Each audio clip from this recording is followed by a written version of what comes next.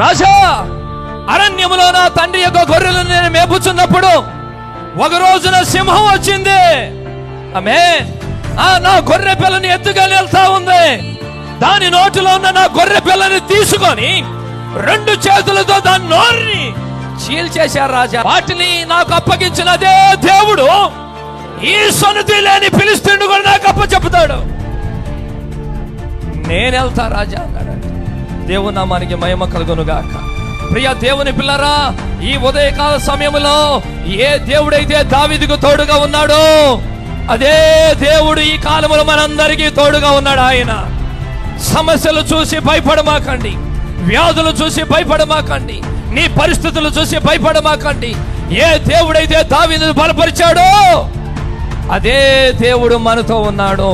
ఆయన నిన్న నేడు నిరంతరము ఒకటే రీతిగా ఉన్నాడు.